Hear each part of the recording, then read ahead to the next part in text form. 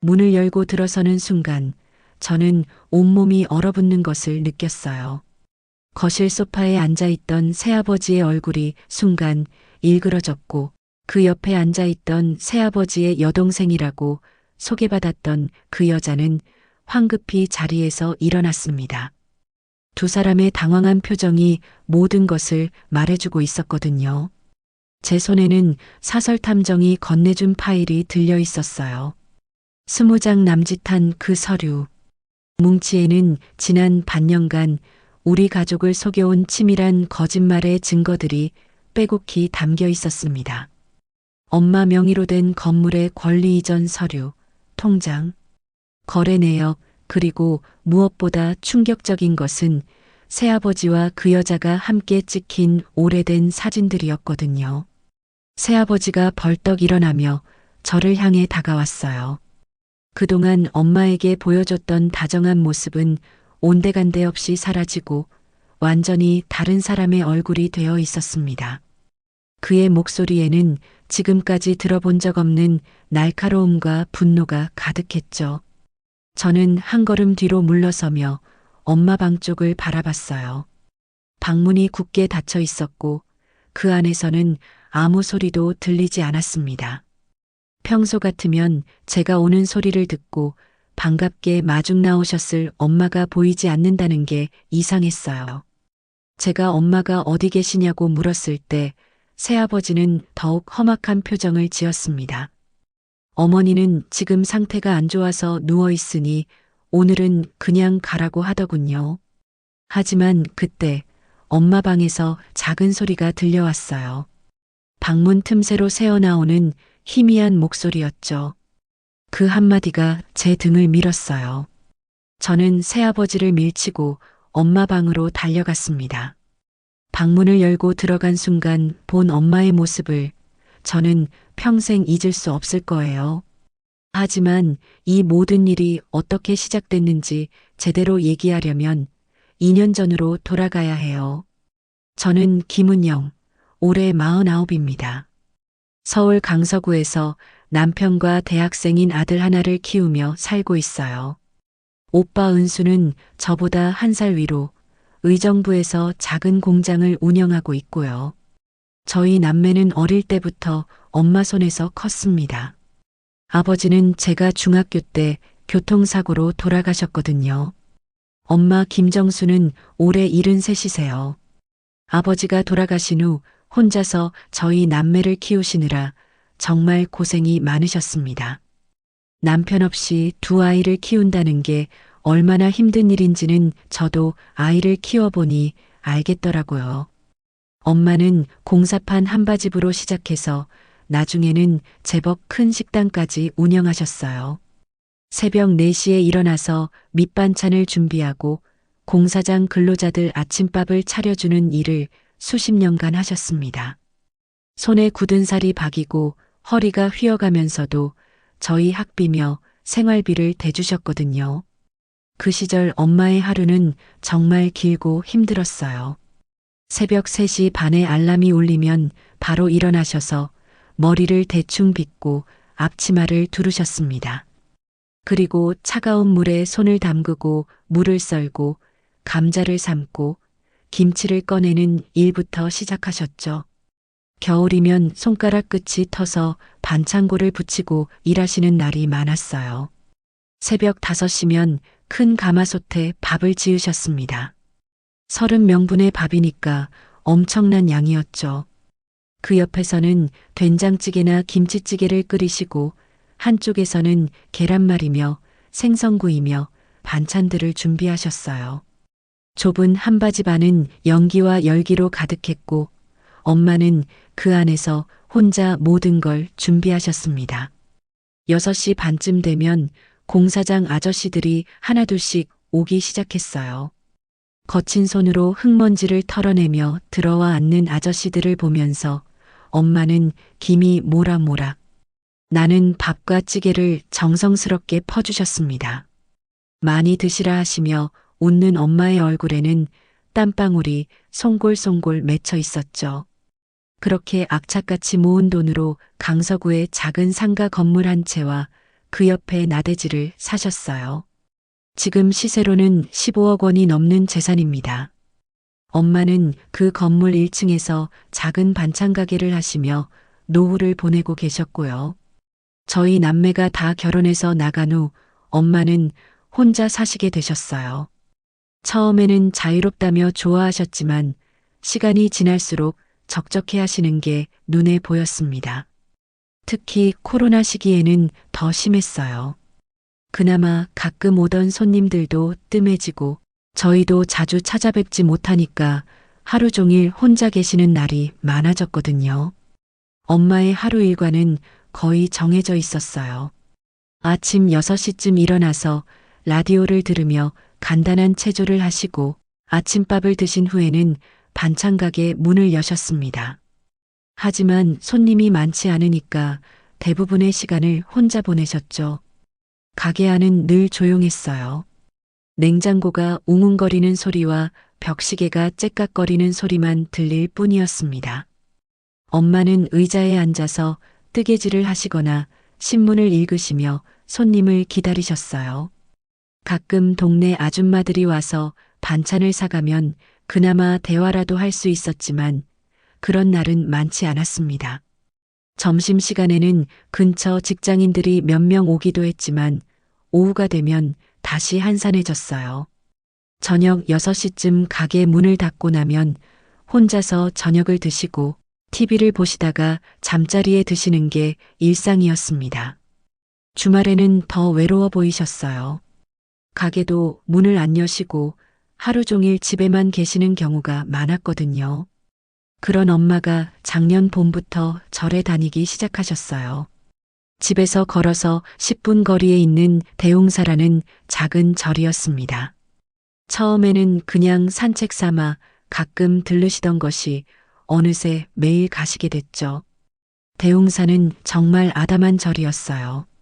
큰 도로에서 조금 들어간 골목 안쪽에 자리 잡고 있어서 조용하고 평화로운 분위기였거든요. 절 입구에는 오래된 느티나무가 서 있었고 그 아래로 작은 돌계단이 이어져 있었습니다.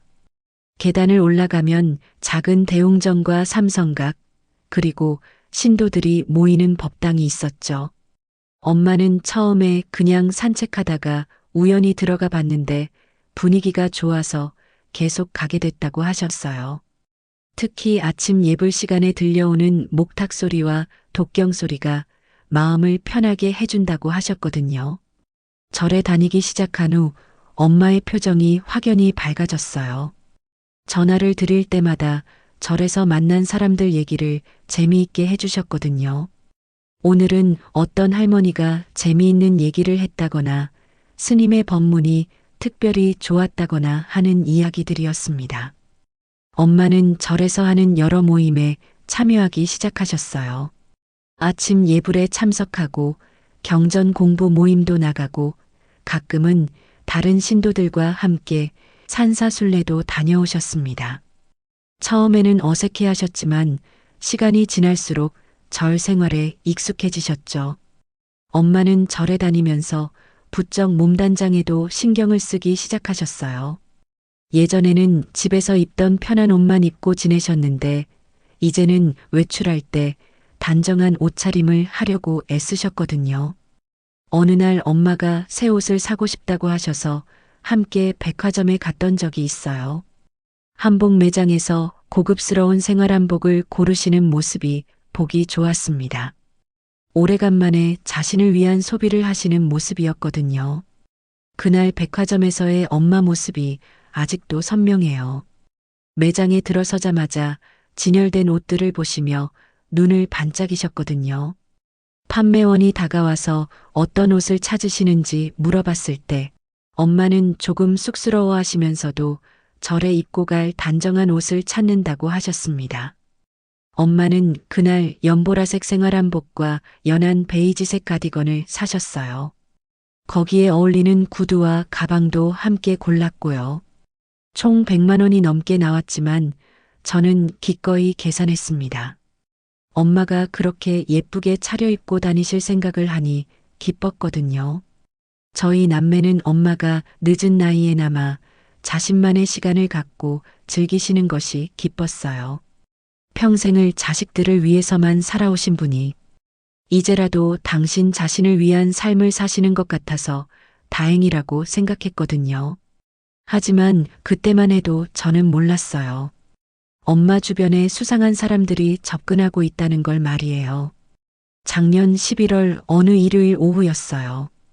평소와 다름없이 엄마 댁을 찾아갔는데 엄마의 표정이 뭔가 달라 보였습니다.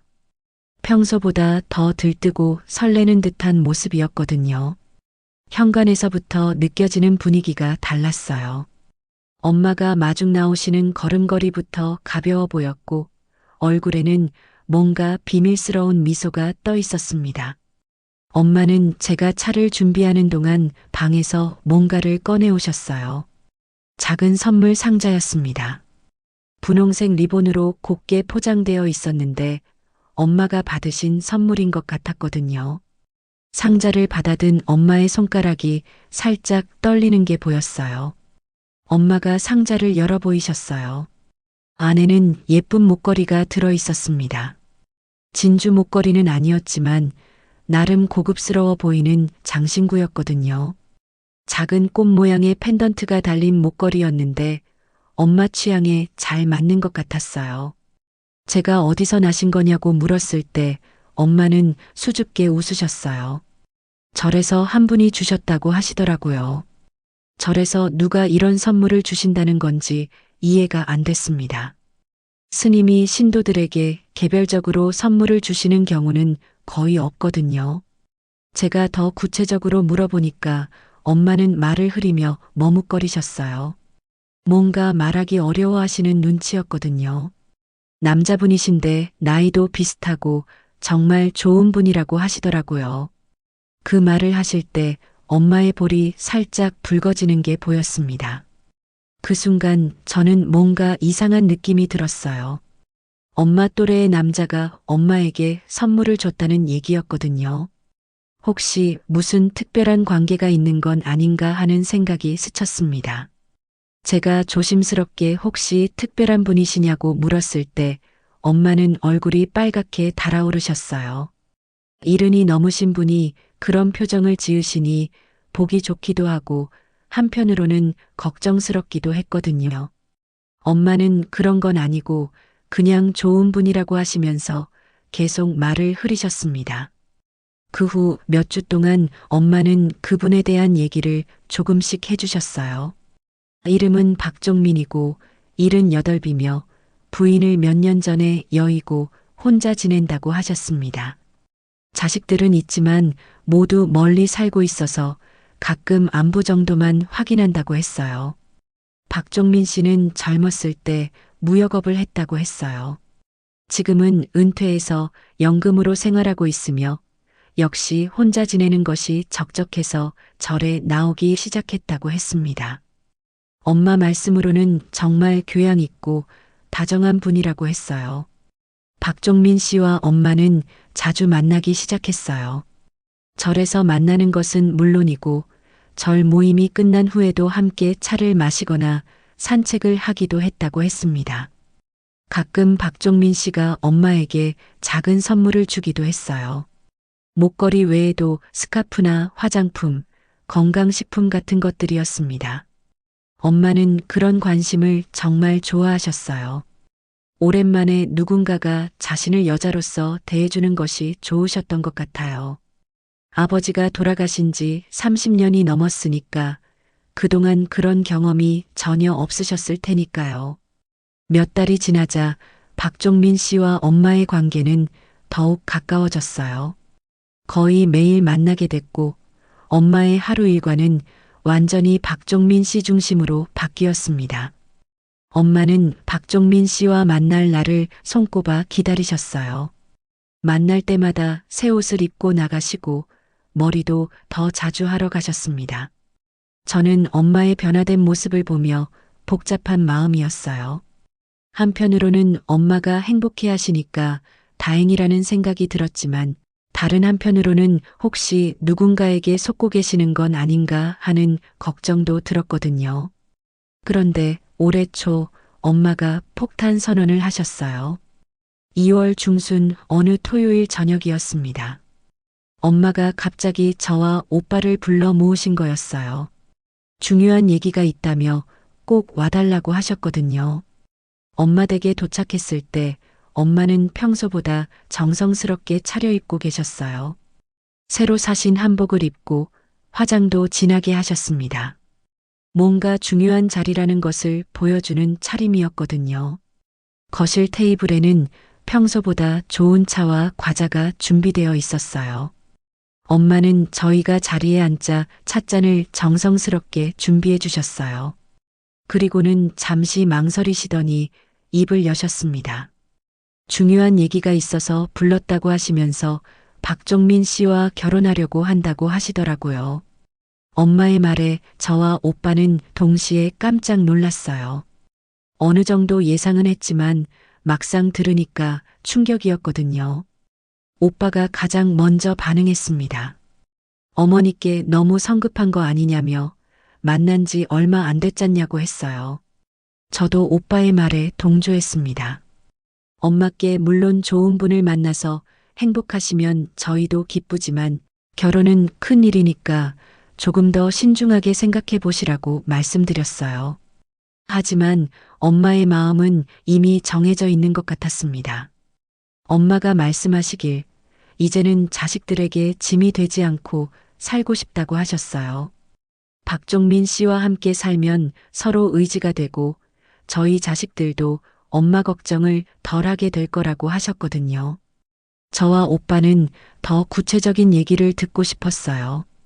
박종민 씨의 경제 상황은 어떤지, 건강 상태는 괜찮은지, 자식들은 뭐라고 하는지 등등을 알고 싶었어요. 하지만 엄마가 들려주신 정보는 여전히 제한적이었습니다. 모든 게 너무 순조롭게 맞아떨어지는 얘기였어요. 실제로는 그렇게 간단하지 않을 텐데 엄마가 들려주시는 얘기만 들으면 완벽한 상황인 것 같았거든요. 저희는 박종민 씨를 직접 만나보고 싶다고 했습니다. 엄마는 처음에는 괜찮다고 하셨지만 며칠 후 박종민 씨가 아직은 부담스럽다고 한다며 만남을 미루자고 하셨어요. 나중에 정식으로 결혼이 확정되면 그때 소개해드리겠다고 하셨습니다. 그 말을 듣고 저는 더욱 의심스러웠어요. 정말 진실한 마음으로 엄마와 결혼하려는 사람이라면 가족들과 만나는 것을 부담스러워할 이유가 없을 텐데 말이에요. 3월 둘째 주 어느 수요일 오후였어요. 평소처럼 엄마 댁에 들렀는데 현관에서부터 뭔가 이상한 기운이 느껴졌습니다. 신발장에 제가 본 적 없는 여자 신발이 놓여 있었거든요. 깔끔한 검정색 구두였는데 엄마 것은 아니었어요. 문을 열고 들어가니 거실에서 낯선 여자가 엄마와 함께 앉아 있었어요. 50대 중반쯤 되어 보이는 여자였는데 단정한 옷차림에 차분한 인상이었습니다. 엄마가 저를 보고는 약간 당황하시는 듯한 표정을 지으셨어요. 엄마가 그 여자를 소개해 주셨어요. 박종민 씨의 여동생이라고 하시더라고요. 이혼해서 잠깐만 신세를 지게 됐다고 했습니다. 그 여자는 저에게 정중하게 인사했어요. 이름은 박순이라고 하고 형님 덕분에 어머님을 잘 알게 됐다고 했어요. 박순이 씨는 차분하고 예의 바른 말투로 이야기했어요. 최근에 남편과 이혼하게 됐는데 당분간 갈 곳이 없어서 형님이 어머님께 부탁드렸다고 했습니다. 정말 죄송하다며 오래 있지는 않겠다고 했어요. 며칠 후 다시 엄마 댁에 갔을 때 박순희 씨는 정말로 엄마 집에서 생활하고 있었어요. 냉장고에는 그분이 사온 반찬들이 있었고 거실에는 그분의 물건들이 놓여 있었습니다. 완전히 동거를 하고 있는 상황이었죠. 박순희 씨는 정말 엄마를 잘 모셨어요. 아침에 일찍 일어나서 아침밥을 준비해드리고 엄마가 절에 갈 때는 함께 따라가기도 했습니다. 엄마의 약도 챙겨드리고 병원에 갈 때도 동행했어요. 하지만 시간이 지날수록 이상한 점들이 하나둘씩 눈에 띄기 시작했어요. 먼저 엄마와의 연락이 예전 같지 않았습니다. 전화를 드리면 박순희 씨가 받는 경우가 많아졌거든요. 엄마는 지금 쉬고 계신다거나 절에 가셨다거나 하는 이유로 전화를 받지 못한다고 했어요. 가끔 엄마와 통화가 될 때도 예전 같지 않았어요. 목소리가 작아지고 말씀도 줄어든 것 같았습니다. 박순희 씨가 곁에 있다는 느낌이 들 때가 많았거든요. 더 이상한 것은 엄마를 만나러 가는 것도 예전처럼 자유롭지 않게 됐다는 거였어요. 미리 연락하지 않고 갔을 때 박순희 씨가 엄마는 지금 몸이 안 좋으시다거나 다른 약속이 있다며 만남을 거절하는 경우가 생겼습니다. 예전에는 제가 언제 가도 엄마가 반갑게 맞아주셨는데 이제는 미리 약속을 잡아야 하고 그마저도 자주 취소되거나 연기됐어요. 박순희 씨가 엄마의 스케줄을 관리하고 있는 것 같았습니다. 어느 날 오빠와 함께 엄마 댁에 갔을 때 박종민 씨도 와 있었어요. 저희는 그때 처음으로 박종민 씨를 만났습니다. 70대 후반의 나이답지 않게 건강해 보이는 분이었어요. 키도 제법 크고 옷차림도 단정했습니다. 박종민 씨는 저희에게 정중하게 인사했어요. 어머님 덕분에 좋은 자녀분들을 만나게 됐다며 앞으로 잘 부탁한다고 했습니다. 말씨도 점잖고 매너도 좋아 보였어요. 엄마를 대하는 태도도 정말 다정해 보였고요. 하지만 뭔가 어색한 느낌도 들었어요. 너무 완벽한 모습이었달까요? 마치 면접을 보는 것처럼 준비된 답변들을 하는 느낌이었습니다. 저희가 질문을 하면 한 박자 늦게 대답했고 모든 답변이 그럴듯하지만 구체적이지 않았어요. 특히 과거 직업이나 가족 관계에 대해서는 애매하게 넘어가려는 경향이 있었어요. 무역업을 했다고 하셨는데 어떤 분야였는지 물어보니 주로 동남아시아 쪽 자파 수입을 했다고 답했습니다. 자녀분들은 어디에 계시냐고 물으니 큰아들은 미국에서 의사를 하고 둘째는 호주에서 사업을 한다고 했어요. 모든 답변이 확인하기 어려운 내용들이었어요. 하지만 그때는 단순히 내성적인 성격이거나 사생활을 잘 드러내지 않는 분이겠거니 하고 생각했습니다. 박종민 씨가 엄마의 건강을 걱정한다며 병원 검진을 받게 하기 시작했습니다. 치매 검사도 받아보자고 했고 각종 건강검진도 정기적으로 받게 했어요. 처음에는 정말 엄마를 걱정해서 하는 일인 줄 알았어요. 하지만 점점 그 정도가 심해지기 시작했습니다. 엄마가 조금이라도 깜빡하는 일이 있으면 치매 증상이라고 했고 병원에 가서 정밀 검사를 받아야 한다고 했어요. 또한 저희 자녀들과의 만남도 제한하기 시작했어요. 어머니가 피곤해 하시니까 면회를 줄이는 게 좋겠다고 했습니다. 특히 여러 명이 한꺼번에 오면 어머니가 스트레스를 받는다며 한 명씩만 와달라고 했어요. 박종민 씨는 저희에게 지금까지 자식 도리를 제대로 한 게 뭐가 있냐는 말까지 했어요. 어머니가 혼자 계실 때는 찾아오지도 않더니 이제 와서 걱정하는 척하지 말라고 했습니다. 정말 충격적인 말이었어요. 엄마와의 통화도 점점 어려워졌어요. 전화를 걸면 박종민 씨나 박순희 씨가 먼저 받는 경우가 대부분이었습니다. 어머니는 지금 쉬고 계신다거나 몸이 안 좋으시다며 통화를 거절당하는 일이 많아졌어요. 설령 엄마와 통화가 되더라도 예전 같지 않았어요. 목소리가 약해지고 말씀도 줄어들었습니다. 제가 괜찮으시냐고 물어보면 괜찮다고는 하시지만 뭔가 억지로 그러시는 것 같았거든요. 그러던 어느 날 정말 충격적인 일이 벌어졌어요. 엄마의 부동산 등기부를 확인해 봤는데 이상한 변화가 있었습니다. 엄마 명의로 되어 있던 건물에 박종민 씨 이름이 공동 소유자로 올라가 있었거든요. 처음에는 제가 잘못 본 줄 알았어요. 하지만 다시 확인해 봐도 분명했습니다. 엄마가 평생 고생해서 마련한 그 건물의 절반이 박종민 씨 명의로 되어 있었어요. 급히 은행에 가서 엄마의 통장 내역도 확인해 봤어요. 놀랍게도 큰 금액들이 여러 차례 출금되어 있었습니다. 한 번에 2천만 원, 3천만 원씩 빠져나간 기록들이 있었거든요. 그 돈들이 어디로 갔는지는 알 수 없었어요. 저는 즉시 오빠에게 연락했어요. 오빠도 엄청 놀라면서 자세히 조사해 봐야겠다고 했습니다. 저희는 변호사를 찾아가서 상담을 받았어요. 변호사가 말하길 만약 엄마가 정상적인 판단 능력이 있는 상태에서 동의한 일이라면 법적으로 문제가 없다고 했어요. 하지만 만약 속임수나 강요가 있었다면 무효로 만들 수 있다고 했습니다. 어렵게 엄마와 단둘이 만날 기회를 만들었어요. 박순희 씨가 잠깐 외출한 사이에 엄마 댁에 갔거든요. 엄마에게 등기부 변경과 통장 출금에 대해 물어봤습니다. 엄마는 처음에는 잘 기억이 안 난다고 하셨어요. 박종민 씨가 세무 정리를 한다며 서류에 서명을 부탁했는데 복잡한 내용이라 잘 모르겠다고 했습니다. 박종민 씨가 설명해 줬지만 어려워서 그냥 믿고 서명했다고 하셨어요. 돈 역시 박종민 씨가 투자를 한다며 빌려간 거라고 했어요.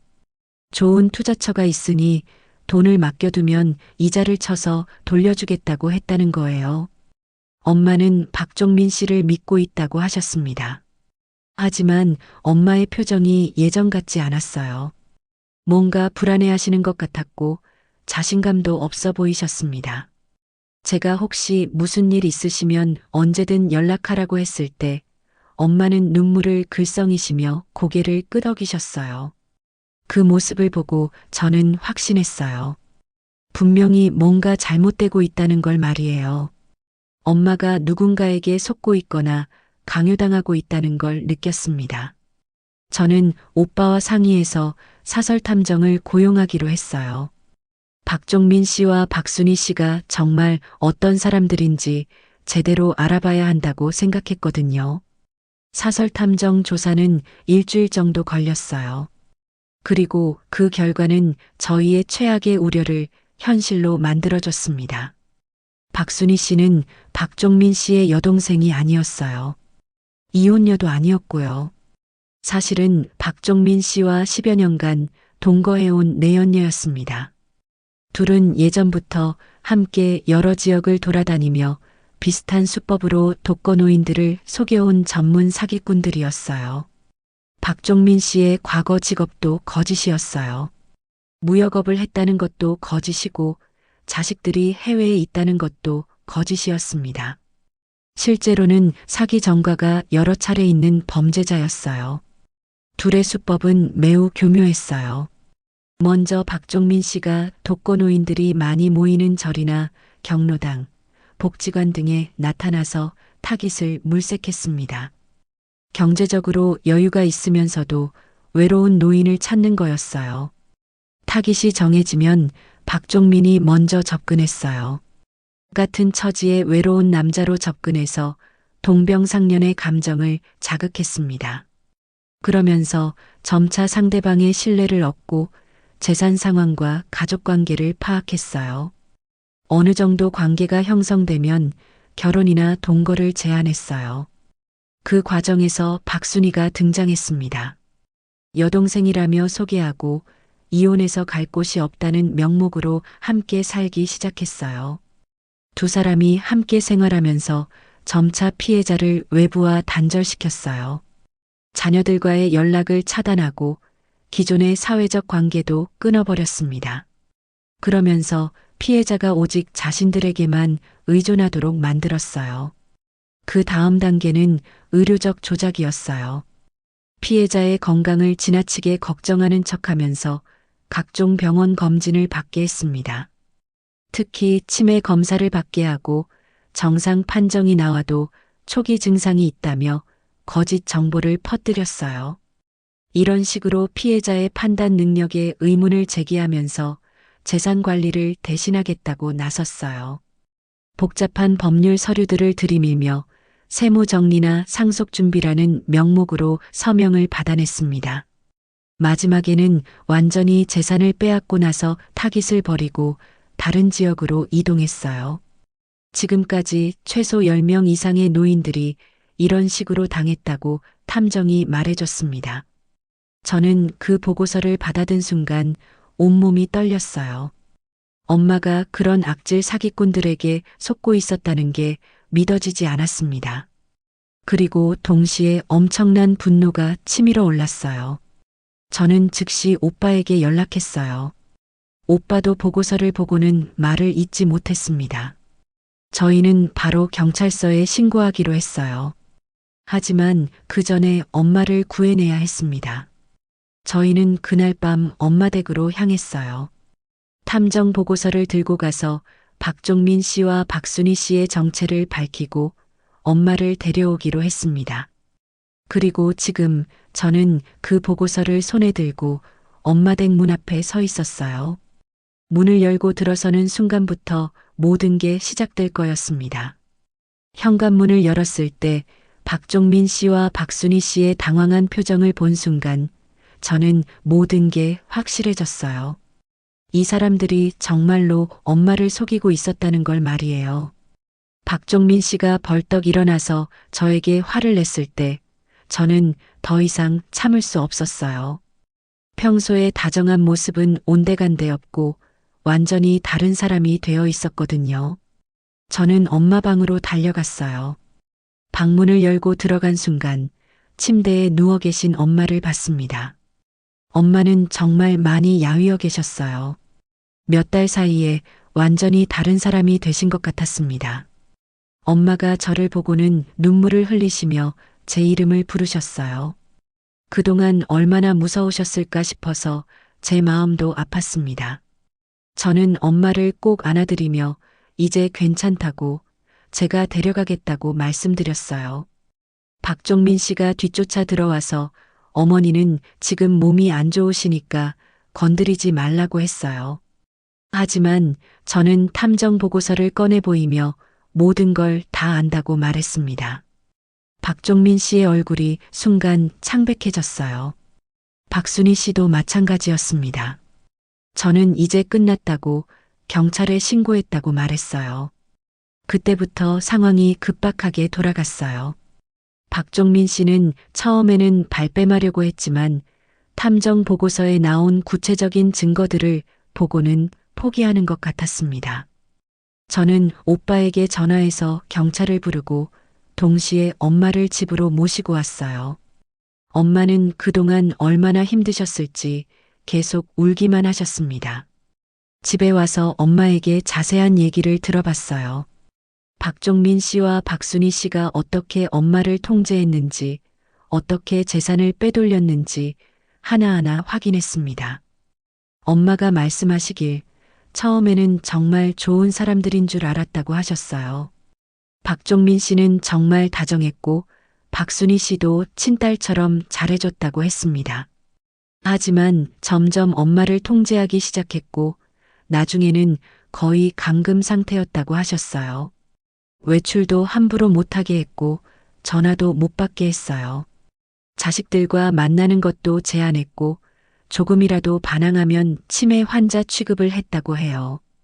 정말 무서웠다고 하시면서 엄마는 계속 우셨습니다. 재산 관련 서류들도 제대로 설명해 주지 않고 서명을 강요했다고 했어요.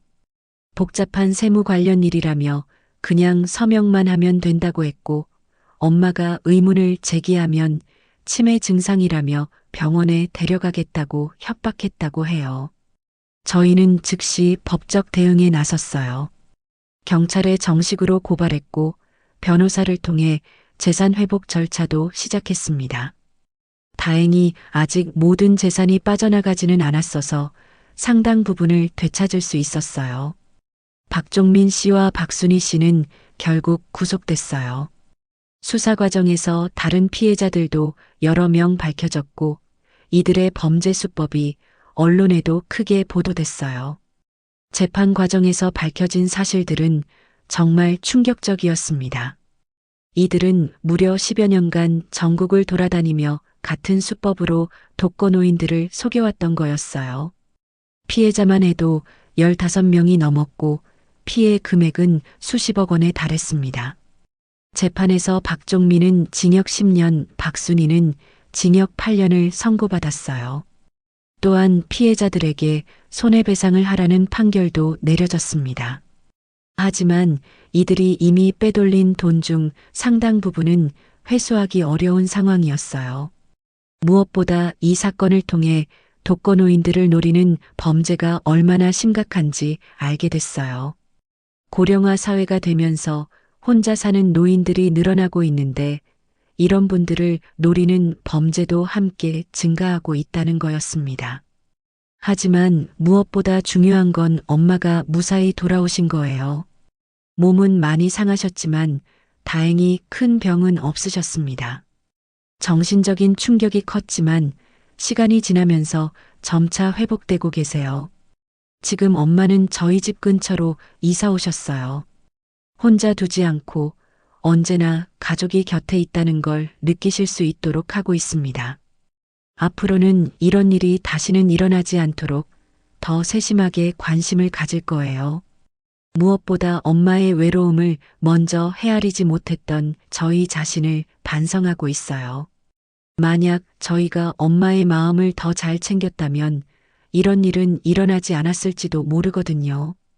이제 엄마 집의 현관 비밀번호는 저희 모두가 알고 있어요. 그리고 엄마의 마음 비밀번호도 함께 알아가고 있습니다. 정기적으로 함께 지내고 중요한 서류는 가족과 함께 확인하기로 약속했어요.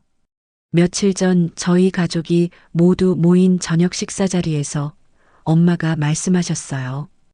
외로워서 눈이 멀었다고 정말 죄송하다고 하시면서요. 저와 오빠도 엄마의 외로움을 먼저 보듬지 못했다며 함께 울었습니다.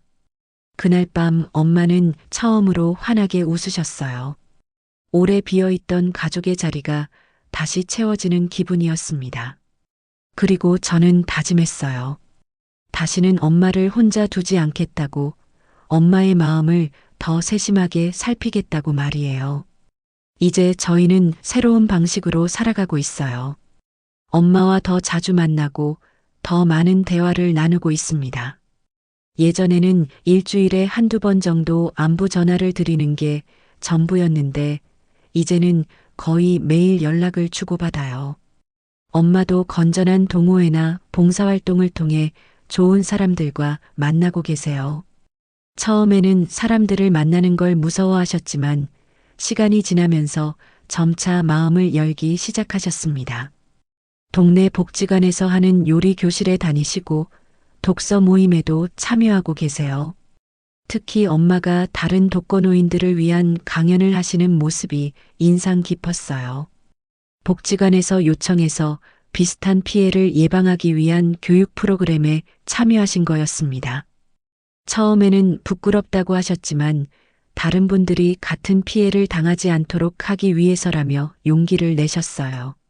그 강연에서 엄마는 자신의 경험을 솔직하게 털어놓으셨어요. 어떻게 속게 됐는지, 어떤 점을 조심해야 하는지, 가족들과 어떻게 소통해야 하는지 등을 자세히 말씀해 주셨습니다. 참석한 분들도 정말 진지하게 들으시고 많은 도움이 됐다고 하시더라고요. 이제 엄마는 그런 교육 활동에도 적극적으로 참여하고 계세요. 자신의 아픈 경험이 다른 사람들에게는 도움이 될 수 있다는 걸 깨달으신 거예요. 오히려 이런 일을 통해 새로운 보람을 찾으신 것 같습니다. 저희 가족도 이번 일을 통해 많은 걸 배웠어요. 가족이 함께 있다는 것의 소중함, 서로를 챙기는 것의 중요함, 그리고 소통의 필요성을 절실히 느꼈습니다. 특히 노인분들의 외로움이 얼마나 심각한 문제인지 알게 됐어요. 단순히 경제적인 지원이나 안전만 챙기는 게 아니라 정서적인 교감과 사회적 관계가 얼마나 중요한지 깨달았습니다. 얼마 전 엄마가 웃으면서 말씀하셨어요. 이제는 진짜 비밀번호를 찾았다고요. 돈이나 재산의 비밀번호가 아니라 행복의 비밀번호를 찾았다고 하시더라고요. 그 비밀번호는 바로 가족이라고요. 저도 그 말씀에 깊이 공감해요. 정말로 가장 소중한 건 가족이고 서로를 아끼고 보살피는 마음이에요. 그리고 그런 마음을 표현하고 실천하는 것이 진정한 행복의 열쇠라는 걸 깨달았습니다. 앞으로도 저희는 계속 함께 할 거예요. 엄마의 비밀번호를 지키고 저희 가족만의 특별한 암호를 만들어가면서요. 그리고 이 이야기가 비슷한 상황에 있는 다른 가족들에게도 도움이 되기를 바랍니다. 사랑하는 가족을 지키는 것, 그것이 우리가 할 수 있는 가장 중요한 일이라는 걸 잊지 않겠어요.